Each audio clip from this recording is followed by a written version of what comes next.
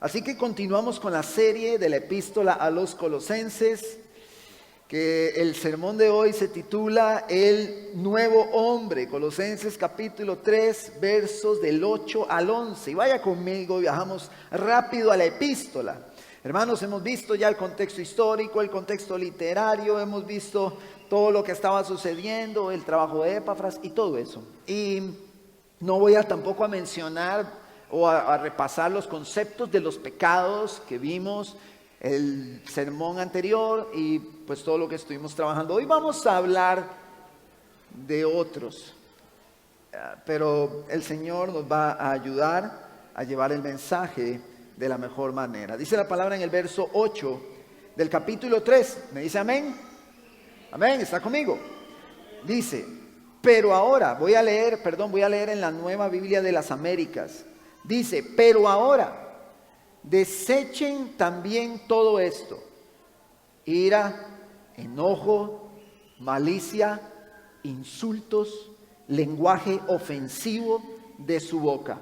Usted está leyendo en la Reina Valera, pero ahorita vamos a desarrollar el texto.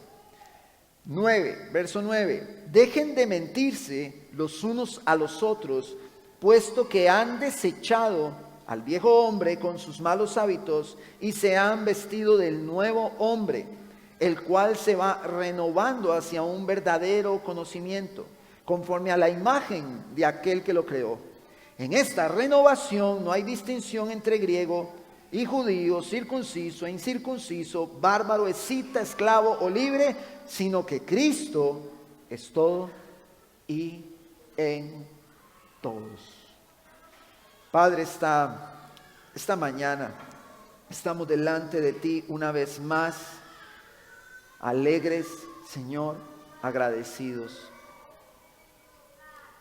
porque tú en tu gracia nos has permitido, Señor, encontrarnos contigo, una reunión más.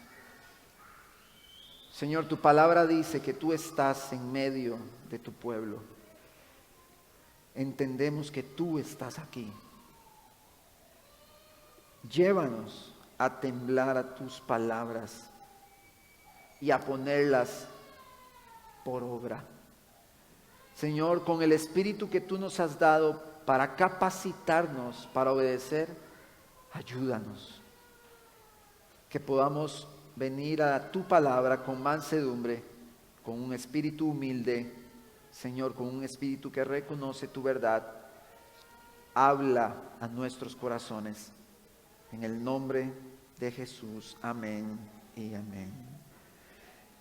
Hermanos, como vimos en el sermón anterior, estamos iniciando una nueva fase en la epístola.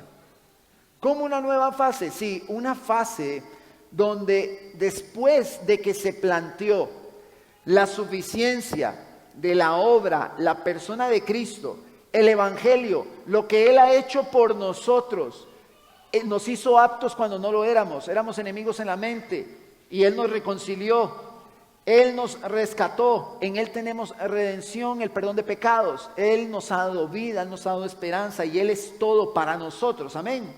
Hemos visto todo eso iniciando la epístola. Pero ahora, en la fase que empezamos el domingo anterior, viene la respuesta que la iglesia debe tener ante toda la obra que Cristo ha hecho, de la cual ya hemos hablado. Entonces, debemos responder. Ahora, si nosotros temblamos a la palabra de Dios, nosotros salimos por esa puerta buscando vivir de esta forma. Buscando responder al Evangelio. Porque el apóstol Pablo dice, si ustedes han resucitado con Cristo, entonces pongan la mira en las cosas de arriba y no en las de la tierra. Pero si han resucitado, eso es lo que Pablo estaba expresándole a la iglesia en Colosas. Ustedes lo han hecho, han resucitado con Cristo. Ok, vean para arriba. Entonces vienen los imperativos, vienen los mandatos. Si hemos resucitado con Cristo o en Cristo, debemos buscarlo de arriba. Nuestra vida está escondida con Cristo en Dios. Y aquel cuya vida está escondida con Cristo en Dios debe reflejar con su búsqueda intencional de las cosas de arriba que de verdad Cristo está en él. Aquel cuya vida está en Cristo debe reflejar con su mirada en las cosas eternas que de verdad Cristo está en él. Pablo, después de plantear toda la obra del Evangelio, él empieza a sentar las bases de la conducta de la iglesia. Pablo empieza a sentar las bases de la conducta de la iglesia. ¿Por qué?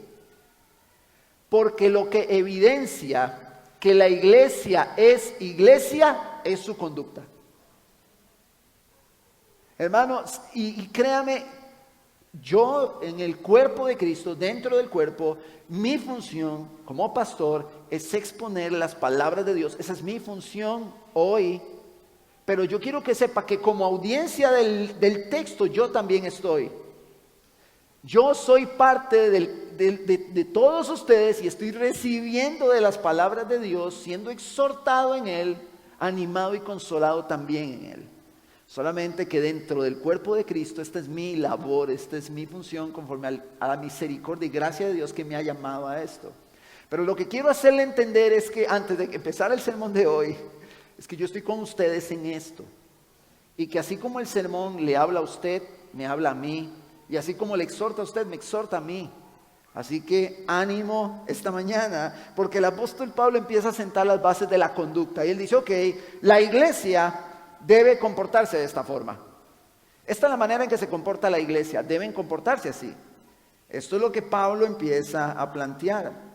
Es de esta forma que lo evidenciamos. ¿Por qué Pablo se ve en la necesidad de decirle a los colosenses la manera en la que se determina o podemos ver que la iglesia es iglesia? La manera en que lo podemos hacer es por su conducta. ¿Por qué Pablo se ve en esa necesidad? Porque los gnósticos, porque los ascéticos, los judaizantes catalogaban su experiencia espiritual o santidad entre comillas por medio de sus rituales, por medio de su misticismo pagano y un montón de cosas abstractas o legalismo contra sus propios cuerpos. Entonces Pablo les dice, no es así como se nota, no es de esa forma como se nota que alguien de verdad conoce a Dios. No es así como se nota que alguien está en Cristo. La forma en la que se nota de que alguien está en Cristo es por su conducta. Es por cómo se comporta. Normas de conducta y comportamiento, hermanos. Que el Señor nos agarre esta mañana. Normas de conducta y comportamiento. Así es como se identifica la iglesia. Ahora, cuando hablamos de normas de conducta y de comportamiento, no estamos hablando de normas y conductas puestas por hombres. Estamos hablando de normas de conducta puestas por Dios, conforme a los designios de Dios. Entonces, si temblamos a la palabra, nuestra conducta va a cambiar. Si no temblamos ante ella, nosotros nos sentamos, escuchamos, salimos y seguimos igual. Pero el sermón no es para el que usted tiene a su lado, es para usted. No quiero que hoy en el sermón usted esté pensando, qué bueno para mi hermano, para mi hermana. Vea que él tome, ahí está. No. Este sermón, como todos los demás, es para usted. Reciba hoy la palabra del Señor y que el Señor nos hable, que nos haga cambiar. Hermanos, no quiero tampoco que veamos esto como que le pasó a los colosenses y los colosenses tenían que vivir así. No, hermanos, los colosenses eran iglesia, nosotros también. Este mensaje es para la iglesia de Moravia, que sí, que está en YouTube, si alguien lo quiere escuchar y todo bien, súper bien si alguien lo escucha, pero la idea es que la iglesia de aquí de Moravia pueda atesorar esta palabra y entender que esta palabra es para ella. Es para nosotros. No estamos, hermano, compartiendo información de lo que pasó en Colosas para que no pase nada en nosotros. Estamos compartiendo lo que el apóstol Pablo le escribe a la iglesia en Colosas, entendiendo que toda esa escritura es inspirada por Dios y útil para enseñar, para redarguir, para instruir en justicia, a fin de que los hombres de Dios sean enteramente preparados para toda buena obra. Entonces, todo el texto nos lleva a vivir siendo perfeccionados para toda buena obra. Entonces, cuando usted venga un domingo y el sermón le haga ver que debe corregir, eso es lo que hace la palabra. Corregirnos. Amén. Así que como los colosenses, nosotros acá en la iglesia de Moravia debemos dejar las actitudes, como dijo el hermano Uriel, del viejo hombre, y debemos dejar los malos hábitos y así vivir renovándonos cada día hasta un conocimiento pleno. Dios nos manda, en todo lo que vamos a ver, a desechar todo lo que comprende al viejo hombre. Se desecha y nos lleva por medio de su palabra a vivir buscando ser renovados cada día hasta un conocimiento pleno. Y quiero iniciar con el primer encabezado esta mañana. Debemos, hermanos, nosotros juntos desechemos como iglesia también todo esto. Allá el texto: ira, enojo, malicia, insultos y lenguaje ofensivo. Si usted ve en el verso anterior, 6 y 7, dice que la ira de Dios viene sobre aquellos que no obedecen. La ira de Dios está sobre ellos, eso es lo que dice. Cosas, por hacer cosas en las cuales, verso 7, ustedes antes andaban, cuando vivían en ellas. Eso fue lo que vimos el domingo anterior. Pero ahora, hoy, ahorita, ahora, desechen también todo esto. Y entonces viene la lista. Este desechen hace referencia a ropas sucias, hace referencia a despojarse de harapos. Cuando nosotros íbamos a los campamentos de jóvenes, cuando hacíamos eso, y no hace mucho, ¿verdad? Para que no me haga, no, fue hace poco.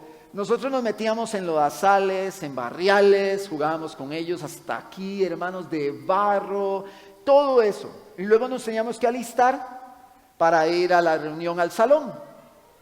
Pero nadie, después del barrial, se bañaba, salía bien, oliendo bien rico, y se volvía a poner las mismas ropas llenas de barro para ir al salón.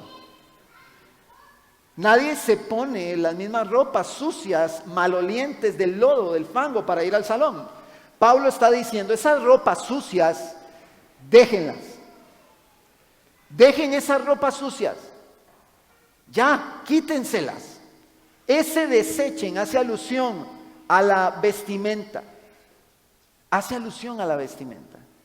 Entonces, es bueno que entendamos y veamos nuestro viejo hombre como, creo que, Gabito, si me ayuda, si la Roy, que me le baje un poquito al monitor, pero una pizca al monitor. Gracias, me hace un feedback. Entonces, hermanos, vean, teníamos ropas sucias, el Señor no las quita, y nosotros no podemos, corra, nosotros no podemos volver a tomar esas ropas sucias, llenas de barro. Pablo dice, deséchenlas, bótenlas, desechen eso. Y entonces primero habla de la ira. La ira es un sentimiento de indignación que causa enojo. Ira es una cosa y enojo es otra cosa. Y yo quiero que usted esté conmigo. Ira es una cosa y enojo es otra cosa.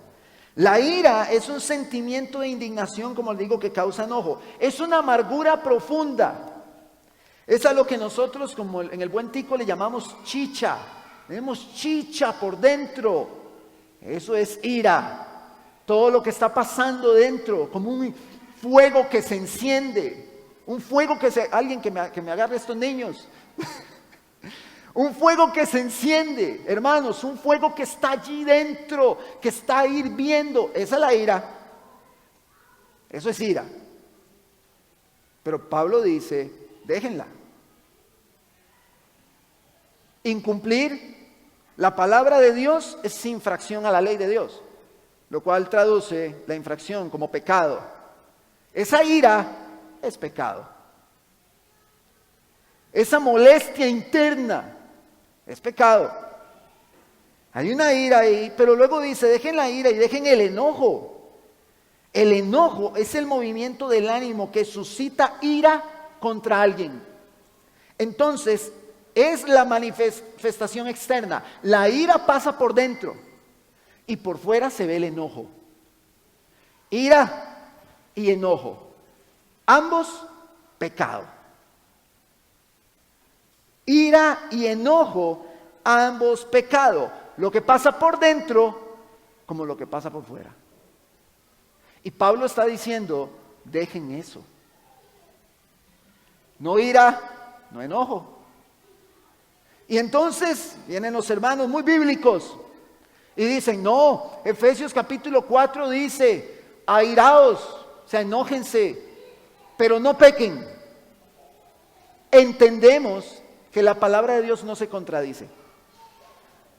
En Efesios capítulo 4, el apóstol Pablo está hablando de un airarse que viene ligado no al egoísmo del hombre, sino a una indignación justa hacia la maldad, a un rechazo molesto y piadoso para con el pecado y la injusticia. Así como Jesús se molestó en el templo cuando estaban haciendo negocio fuera del templo, abusando con riquezas y comerciando allí, Él se molestó porque ese es un airarse que es por producto de ver la injusticia o el pecado.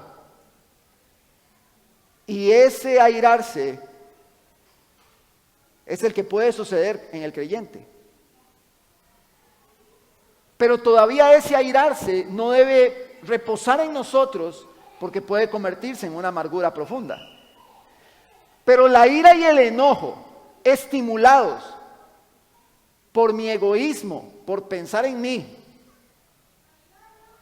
por pensar en que estoy fuera de mi zona de confort por otro, es pecado. Por dentro y por fuera. Entonces yo no tengo derecho a enojarme. Hermano, les recuerdo que estamos muertos con Cristo y perdimos nuestros derechos según la carne. Entonces, pastor, usted está diciendo que cada vez que yo me enojo porque me hicieron algo, peco. Sí.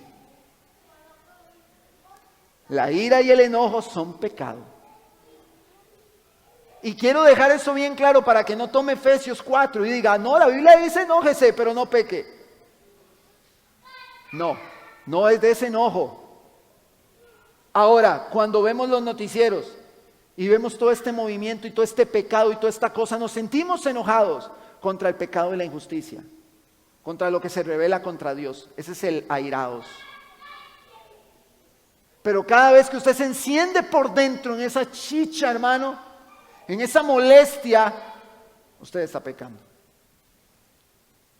con la ira. Y cada vez que usted deja que esa ira salga y se manifieste, es pecado. Ahora, a la luz de estos conceptos pequeñitos, ¿podemos entender en toda la cantidad de veces que pecamos? ¿Podemos entender entonces cuánto necesitamos la gracia de Dios todos los días? Usted está conmigo, porque, como les digo, el texto es para nosotros. Entonces debemos refrescar esto. Vean los pleitos en la carretera. Se baja un hombre de un carro, agarra al otro y le pegó y lo mató. Él tuvo ira y su ira se manifestó en enojo. Ese es un ejemplo muy drástico, muy marcado, y usted dirá, ay, yo no llego hasta ese punto. Yo no llego hasta ese punto, pero si usted tiene ira por dentro y arremete en enojo contra su esposa, contra sus hijos, es pecado. ¿Y eso cuánto nos pasa? Es pecado, hermano, no está bien. Y Pablo dice, deben dejar esto, déjenlo. Porque ustedes se quitaron ese viejo hombre, ya no está. Y de pronto a muchos les parece exagerado esto. No, pastor, eso está un poquito exagerado. Pero es lo que el texto dice. Usted se agarra con el texto. Entonces, si nosotros desechamos a ese viejo hombre, vienen las normas de conducta que sienta el apóstol Pablo sobre la iglesia y dice, ustedes Se les va a notar que son creyentes, y estoy parafraseando, si viven de esta forma. Si no se ejercitan en la ira y en el enojo. No es un enojo piadoso como el que tuvo Jesús. Es el enojo que usted puede tener porque un servidor le dice que entre por este lado y no por este. Es el mismo enojo, eso es pecado. Es el mismo enojo que usted puede tener en su casa con sus hijos o su esposa. Porque alteran su paz, porque alteran su comodidad. Es el mismo enojo. Hermanos, vean, y mi tarea como pastor es, hermanos, no aplaudirles sus conductas. Mi tarea como pastor es decirles, iglesia, el Señor dice en su palabra que esto que estamos haciendo es pecado. Y Él dice que debemos dejar esto, que debemos dejar de hacerlo. Él lo dice. Él. Esa es mi tarea, decirles, hermanos, hay una palabra aquí que Dios está dando para que vivamos diferente con respecto a la conducta que hoy vemos. Un hombre que va camino a su casa, airado por el alto tránsito, por su estrés, y llega a su casa y se descarga con su esposa y sus hijos, y llega molesto y se mete al cuarto y se encierra, dice 2, 3 cositas, está cometiendo este pecado.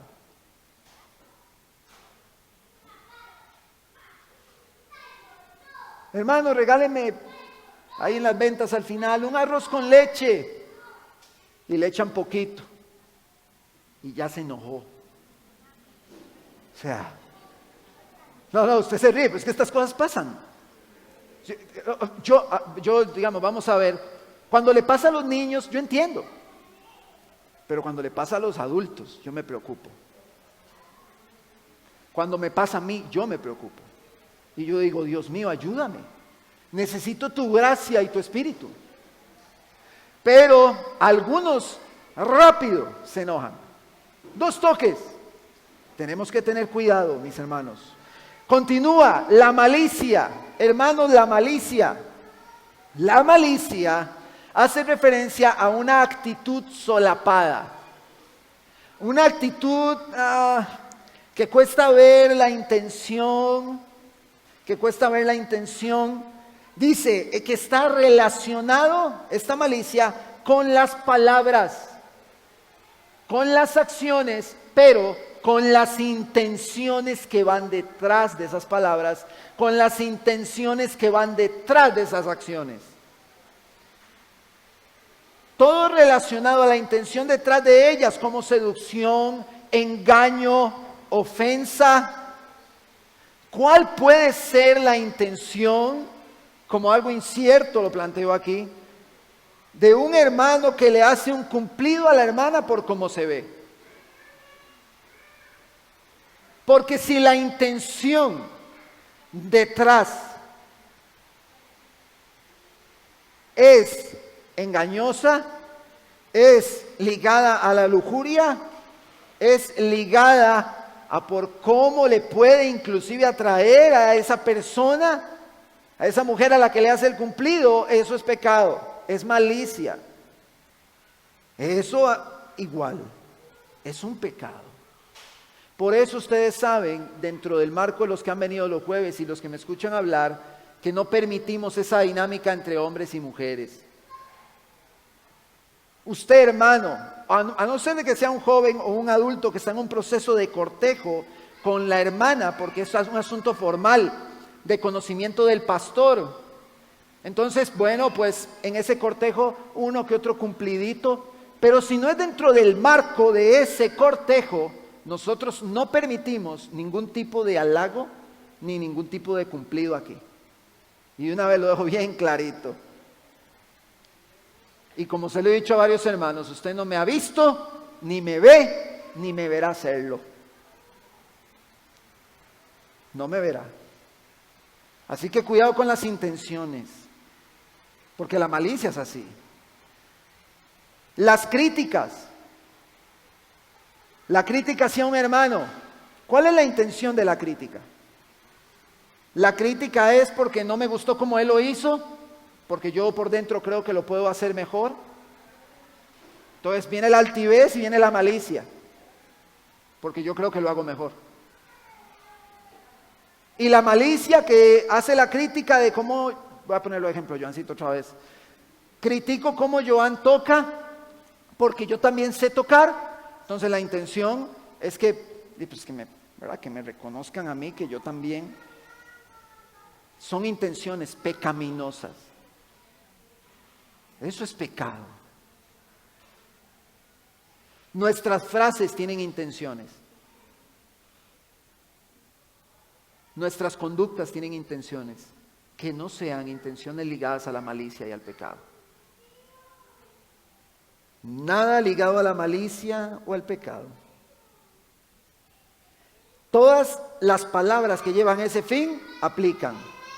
Pero resulta que las acciones también. Pongo un ejemplo. Resulta que un día X, voy a poner un ejemplo de algo que se me viene a la cabeza. El hermano Roy pone ahí su carro en el portón ahí. Pero de ahí entramos y a mí me enoja. Viene el primer pecado, ya me enojó. Puso el carro donde no va. O donde él vino, bajó unas cosas para el café y entonces lo dejó ahí un momento. Entonces eso me molesta. Entonces mi carro lo dejo un poquito atravesado para molestarlo a él, porque él me molestó a mí. No, yo sé que usted se ríe, hermano, pero este tipo de cosas pasan. Entonces yo lo dejo ahí para que él se moleste. Mi acción tiene una intención pecaminosa. A esto me refiero con las acciones intencionadas. Paso y veo por ahí una basura y digo, no, yo la podría juntar, pero la verdad es que la junten los que limpian. ¿Ves? Eso les pasa por no hacerlo bien. No, es que de verdad, de verdad, eso es pecado. Es una acción de no hacer, o sea, evito accionar para molestar, para hacer molestia a otro, pretendiendo educarlo con un pecado mío.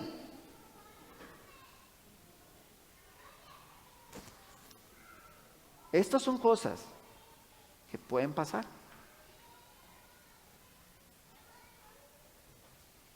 Ve, es que me dijeron que pusiera el carro ahí, ahora lo dejo al revés, para que ve, por molestarme a mí, es pecado. Una acción intencionada. No ve, me dicen que me siente aquí, yo no me quiero sentar aquí, ya está enojado, ya viene el pecado. Ahora como me senté aquí, entonces ahora me comporto de esta forma. Ok, viene el enojo, viene la ira, viene la malicia y continuamos. Entonces Pablo está sentando normas de conducta. ¿Están pesadas las normas? Están pesadas. Bien pesadas. Pero en el momento en el que usted se ha enojado contra su hermano, usted debe buscar el perdón rápido. Bendito sea Dios por su gracia. Y cuando hablamos del perdón, todavía peor. Porque vea, Fabi, yo la voy a perdonar, pero por mí. No hemos entendido el Evangelio. No hemos entendido. Todo lo que Cristo hizo, Él lo hizo por mí. Si yo hago algo es para estar bien con Fabiana. No seamos egoístas, ni actuemos estimulados por el egoísmo, porque eso es pecado también.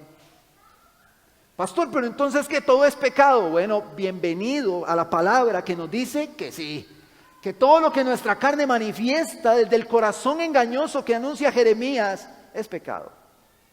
¿Por qué cree usted, hermano, que aquellos hermanos mencionan la frase, los de ira y gracia, y dicen que como un pez no sabe que está mojado, así el hombre no se da cuenta de la cantidad de pecado que tiene? Porque el pecado es tanto que cuando lo logramos comprender, nos levantamos todos los días pidiendo por la gracia de Dios.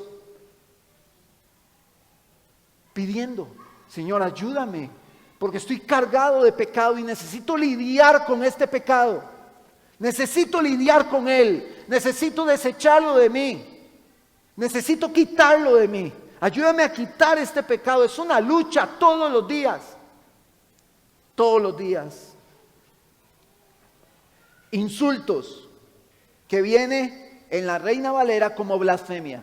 Usted dirá, pero es lo mismo. Blasfemia, insulto. ¿Por qué la diferencia entre la Nueva Biblia de las Américas y la Reina Valera?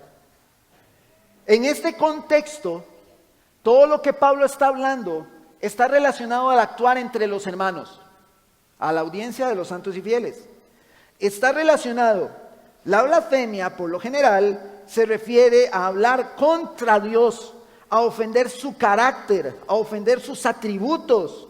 Pero en este contexto está hablando para con los demás. ¿Por qué una Biblia menciona blasfemia y por qué la otra dice insultos? Porque en otros textos de la palabra, como en Santiago capítulo 3, se menciona que insultar a otro es blasfemar. Insultar, hermanos, cabe en la categoría de blasfemia. Si usted insulta a otra persona, ¿cómo está con los insultos? ¿Cuántos podrían notar? Insultos viene ligado a la siguiente palabra, lenguaje ofensivo, que en la Reina Valera se traduce como palabras deshonestas de vuestra boca. Vamos a ver, el lenguaje ofensivo, y quiero dejar esto bien, hermanos, que no se me les olvide. El lenguaje ofensivo no está condicionado por la confianza que le tengo a mi hermano. ¿Está conmigo? El lenguaje ofensivo no está condicionado porque como Joan y yo nos tenemos tanta confianza, entonces nos tratamos así. No se condiciona. Aquí no habla de condiciones. Le voy a dar un ejemplo. Cuando entre las amistades se ofenden, nos entendemos, pero muy en el fondo de su corazón, en una que va y una que viene, alguien de verdad sale ofendido. Lo agarró en un momento susceptible, donde no se sentía muy bien. El lenguaje ofensivo y los insultos no están condicionados a la confianza que puedan tener unos con otros. Así que, como pastor, les animo a que nunca se traten así. Nunca. Y aun si se atreven, por favor no lo hagan al frente mío. Porque entonces yo me va a dar un enojo piadoso. Al ver que no están sujetos a los designios de Dios. No se traten así. Estimúlense al amor y a las buenas obras. Me hubiera encantado traer una estadística de cómo estas palabras ofensivas, aún en la confianza del mismo matrimonio, hacen daño. Y vea, si usted desobedece a la palabra, es un asunto muy suyo. Pero luego usted va a pretender que el pastor llegue a arreglar el problema producido por algo que usted pensó que podía dominar y no domina. Palabras de insultos, lenguaje ofensivo, que no quiero ni mencionarlas, de cómo se pueden tratar. Ni en casa, ni la esposa, ni los hijos. Porque esto no está condicionado, hermanos. Está hablándole a la iglesia como un solo cuerpo. Pastor, estas cargas están pesadas. Está pesado esto. ¿Okay? Pero continuamos. Ante todas estas normas, hermanos, la respuesta en temor reverente a Dios y a su palabra es obedecerle. Hermanos, la respuesta de la iglesia es vivir en obediencia. Es decir, yo salgo de aquí y yo no voy a hacer estas cosas. Las hacía, pero ya no más las voy a dejar. Las voy a dejar y también le animo a que no provoque ese enojo piadoso en el pastor. Y voy al segundo encabezado y continúa el texto. Dejemos de mentirnos unos a otros. Y usted dirá, otra vez se me escaparon esos chicos viendo las mamás corriendo. Otra vez, vamos a ver. Dice, vamos a otra norma de conducta, hermano. Esto está pesado, yo sé, pero reciba la palabra. No nos mintamos unos a otros. Y usted dice, la mentira ya sabemos que es pecado. Hermanos, un alto porcentaje de personas en las iglesias se ejercitan, tienen una musculatura en mentiras. Se ejercitan en mentir, mienten todo el tiempo. La mentira se convierte en una costumbre, se convierte en un hábito. ¿Sabe por qué? Porque el que miente una vez, miente muchas veces más. Y la mentira es de esos pecados que a mí me genera un enojo piadoso también. Porque la mentira hace muchísimo, como todos los pecados, pero tal vez en este lo he visto más, a experiencia personal, muchísimo daño.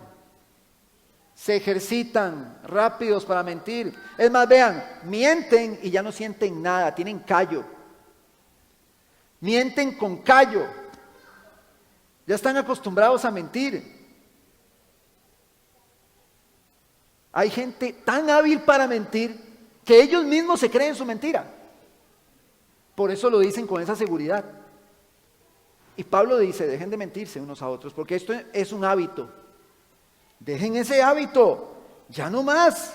¿Por qué dice ahí? Dejemos de mentirnos unos a otros, puesto que este puesto me da una connotación de respuesta, puesto que han dejado al viejo hombre con sus malos hábitos. Hermano, dejamos al viejo hombre. ¿Por qué mentirnos unos a otros? Si quitamos esas ropas viejas, ¿para qué se pone esa ropa toda enlodada otra vez? No nos mintamos unos a otros, porque 2 Corintios 5:17 dice, se lo leo: de modo que si alguno está en Cristo, nueva criatura es, las cosas viejas pasaron y he aquí todas son hechas nuevas. Su naturaleza, hermano, ha cambiado. Y la audiencia que tiene Pablo aquí son los santos y fieles. Y él les dice, ustedes cambiaron, esa no es ahora su naturaleza. Ustedes dejaron al viejo hombre. Hermanos, véanlo cuando una persona tiene que cambiar su dieta alimenticia. Tiene que cambiar su dieta. Y entonces, bueno, el doctor le dice, bueno, usted está con varios problemas, tiene que cambiar, aquí le voy a mandar para que usted coma otras cosas, para que deje la sal, deje el sodio, deje el azúcar, deje los triglicéridos. Entonces la persona es movida por el susto, es movida por su preocupación, y se va para su casa, deja la comida que ya no puede comer y empieza a comer otra comida. Esta persona que hace este cambio, cambia de hábitos. Antes se comía 2 baguettes en la mañana, ahora se come unas tostadas con mermelada dietética. Y eso lo vemos muchas personas que cambian su dieta. Este mismo contraste es el que Pablo está haciendo. Pero el estímulo que hace que las personas cambien sus hábitos no es el miedo, no es el susto, no es la preocupación, es lo que Cristo ha hecho. Y si Cristo ha hecho eso en nosotros, nosotros estamos capacitados, estimulados y preparados para hacer este cambio de hábitos. Estamos listos para eso. Pero si no podemos hacer este cambio de hábitos es porque probablemente nuestra vida no está escondida con Cristo en Dios. Dios nos ha dado a su Espíritu para poder obedecer sus palabras. Entonces debemos cambiar nuestros hábitos, hermano, porque dice, se han vestido ustedes del nuevo hombre y se van renovando todos los días hasta un conocimiento pleno a la imagen de Cristo. Ustedes tienen ropa nueva. Dejaron las ropas con lodo, se pusieron ropa nueva. ¿Por qué siguen andando por la calle como si anduvieran la ropa enlodada? ¿Por qué nos sentamos en la congregación como si tuviéramos la ropa enlodada? ¿Por qué estamos en nuestra casa con la ropa enlodada? ¿Por qué? Porque olvidamos las palabras de Dios. Y esto, paréntesis, hace una semana, el martes, tomé un tiempo para hablarle a los hermanos que estaban acá de una preocupación que tengo como pastor respecto a cómo he notado que rápido se nos olvida el evangelio. Cualquier situación que nos mueva un poquito el piso, cualquier situación que ahí medio me sacude, se nos olvidó todo el evangelio. Se nos olvidó todo. Y nosotros debemos de recordar el evangelio, como decía Lutero, todos los días, porque todos los días lo olvidamos. Todos los días, hermanos. Usted se vistió con ropa nueva si usted está en Cristo. Romanos 8, no lo busque y se lo leo. Dice que sabemos que a los que aman a Dios, todas las cosas les ayudan a bien. Y usted puede decirlo conmigo porque usted se lo sabe. Todas las cosas nos ayudan a bien, pero hasta ahí se lo saben. Pero el texto no termina ahí. Esto es, a los que conforme a su propósito son llamados, porque a estos que antes conoció, también los predestinó para que fueran hechos conforme a la imagen de su Hijo, para que Él sea el primogénito entre muchos. Entonces, y sabemos que a los que aman a Dios, todas las cosas le ayudan a bien, no para que a usted le salgan las cosas como usted quiere, es para que usted sea la imagen de Cristo. Y si usted tiene que estar en serios padecimientos constantemente, sepa que eso le va a ayudar a bien, no para que las cosas le salgan como usted quiere, sino para que usted sea la imagen de Cristo. A veces se pone dura la cuesta, pero si estamos en Cristo, eso nos está haciendo a la imagen de Él. Cuando usted escuche a alguien decir, sí, pero todo nos ayuda a bien, hermano, muchos dicen eso pensando en sus proyectos personales o en su felicidad o en su satisfacción, pero imagínense, si eso fuera así, ¿qué hace la iglesia perseguida? Si eso fuera por cosas materiales o si fuera por mi felicidad o satisfacción personal, ¿qué hace la iglesia perseguida? Se la lleva el tren. Pero bendito sea Dios que el texto no dice eso. El texto dice que nos ayuda bien para ser a la imagen de Cristo, aunque perdamos nuestra vida. Y ahí es donde está la diferencia.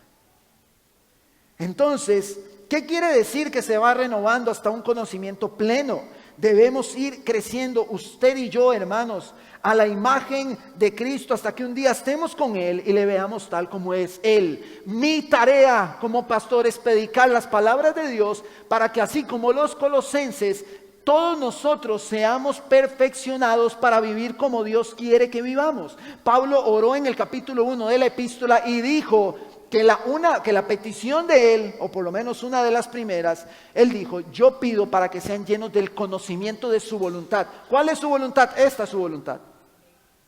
Que se llenen de ese conocimiento. Satúrense, pastor, pero usted va a ver palabra por palabra. Mi intención es llenar el vaso de conocimiento de la voluntad de Él, para que todos juntos como hermanos podamos vivir agradándole en todo, como dice Pablo. La palabra debe ser suficiente. No nos paramos, hermanos, nosotros aquí los domingos para hacer un monólogo que entretenga a una audiencia. No es nuestra tarea, porque si no, entonces nosotros estaríamos trabajando en función del entretener de la iglesia y no en función de aquel que compró esa iglesia con su sangre. Y nosotros tenemos a la iglesia delante de nosotros, cada uno de ustedes, el Señor lo compró con su sangre. Y nuestra tarea es exponer la voluntad de Él para que esta iglesia viva obedeciéndole en todo, como es digno del Señor, dice Pablo, como es digno del Señor. Nos vamos renovando en este conocimiento, vamos creciendo, cambiando nuestras conductas, creciendo en Cristo a la imagen de Él. Y entonces el texto continúa y dice en el verso 11, donde no hay griego ni judío, circuncisión ni incircuncisión, bárbaro ni escita, siervo ni libre, sino que Cristo es el todo y en todos. Cuando nosotros pasamos por este tipo de textos, pasa algo. No sabemos qué es un escita, no sabemos qué es un bárbaro, entonces como que no le damos importancia porque no sabemos. Y estamos leyendo rápido y decimos bárbaro, escita, bueno, eso es un grupo de gente ahí, seguramente que estaba por ahí, que no, todo esto tiene un mensaje. Todo esto tiene un mensaje. Los gentiles eran identificados como los no judíos, los que no venían del pueblo como herencia de Dios. Los gentiles como usted y como yo, los circuncisos dentro del pueblo de Dios inicialmente en el pacto que se habían circuncidado, un pacto que Dios había hecho, y todos los gentiles u otros que eran incircuncisos. El bárbaro. Dice que el bárbaro es un término que utilizaban los griegos para hablar de personas sin sabiduría, con baja escolaridad, no educadas. Eso era un bárbaro. Los escitas se apilaban bajo el término de bárbaros, pero la diferencia es que eran guerreros que se caracterizaban por un salvajismo despiadado. Entonces tenemos un grupo de maleantes y un grupo de ignorantes que Pablo está describiendo, más otros con rituales y otros pues muy normales, los gentiles que vivían su vida ahí a la libre. Luego Pablo dice esclavos y libres, los cuales obviamente eran separados por una brecha de privilegios sociales. El esclavo no tenía derecho a nada o tenía derecho a menos cosas, no como aquel que era libre, y el libre vivía de otra forma, con algunos privilegios. Pero Pablo hace esa distinción entre estos tipos de población con una intención específica, con la intención de mostrarles a todos que no importa la clase social, que no importa la educación, que no importa la escolaridad, no importa si tiene un título o si tiene 20, no importa si no tiene ninguno, no importa si tiene un pasado violento, un pasado lleno de pecado, eso tampoco importa si ha sufrido o no ha sufrido, no importa si ha vivido como esclavo, si ha vivido en el dolor, nada de lo que acabo de mencionar importa porque Cristo es el Señor de todos los creyentes y su obra es suficiente para todos ellos, sin importar el contexto del que vengan. No importa el contexto, todos han creído, los que están ahí, esa audiencia, todos han creído, Él los compró con su sangre y Él los llena plenamente a todos. Los llena a todos, dice que es Cristo en todos, no importa el contexto. No importa la clase social, ni su dinero, ni su billetera, ni su profesión. Eso no importa. Lo que importa es que Cristo murió en la cruz por todo aquel que en Él cree. Y Pablo les deja bien claro esto. Y les dice, tienen que cambiar estas actitudes. Tienen que cambiarlas. Tienen que cambiar, tienen que tener estas normas de conducta, vestirse como un nuevo hombre. Porque Cristo es suficiente para ustedes.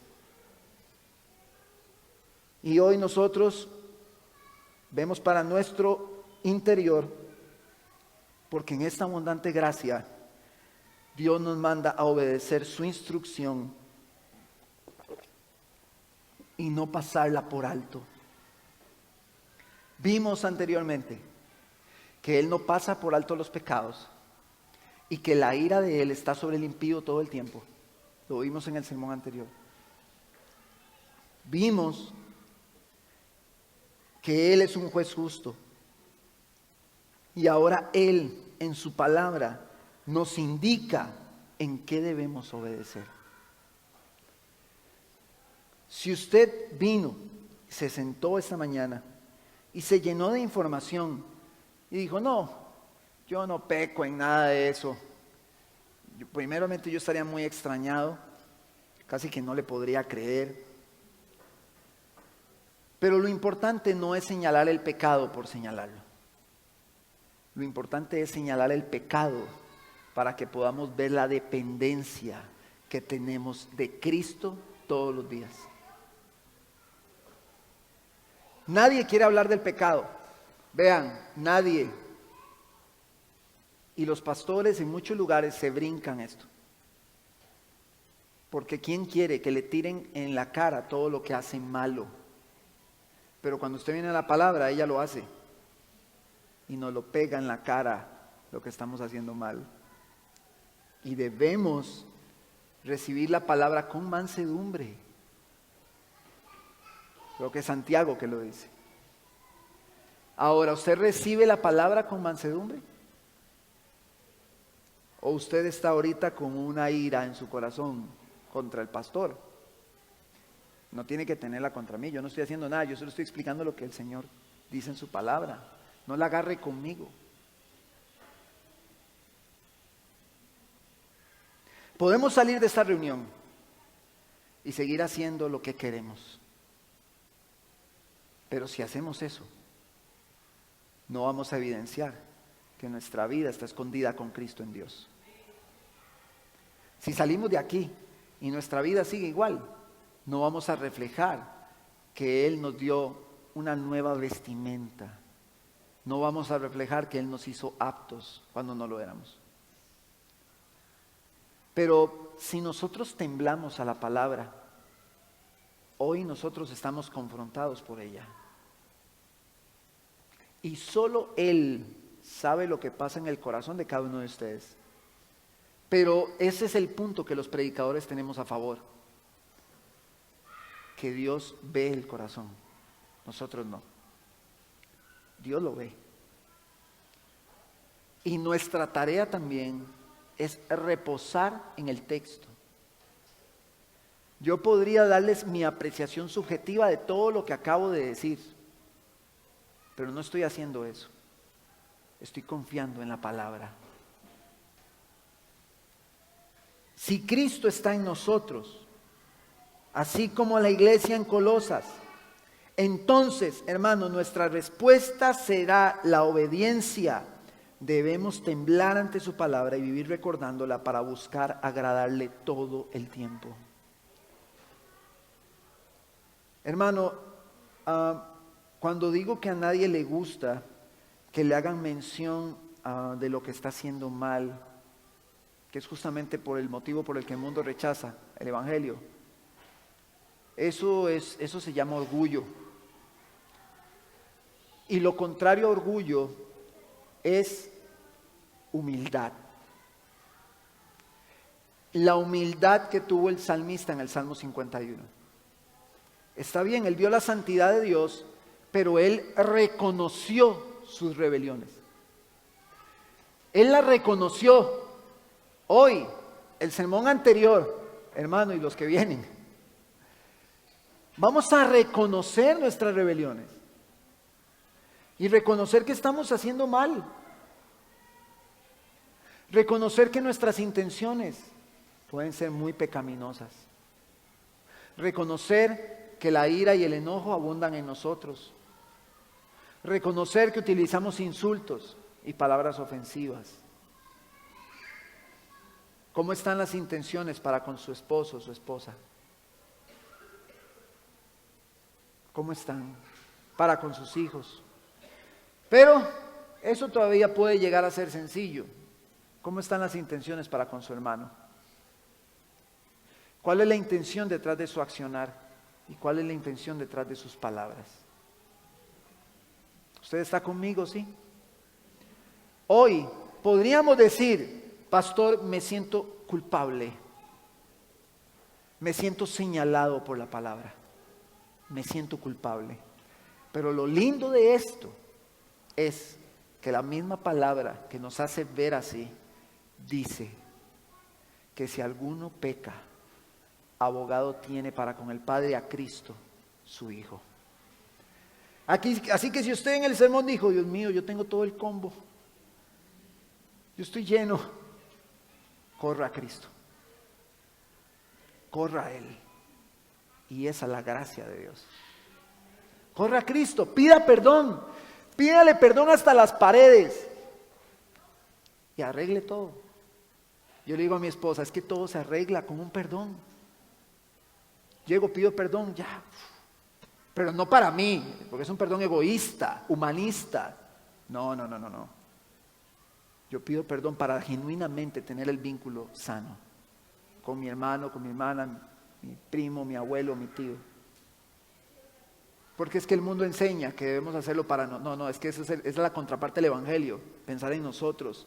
El Evangelio no nos lleva a pensar en nosotros, nos lleva a pensar en el otro. Pensar en su hermano. Eso hace el Evangelio. ¿Está conmigo? Pero si hoy usted se identifica, corra a Jesús, porque Él murió por esos pecados, por todos esos pecados. ¿Qué le parece si usted se pone?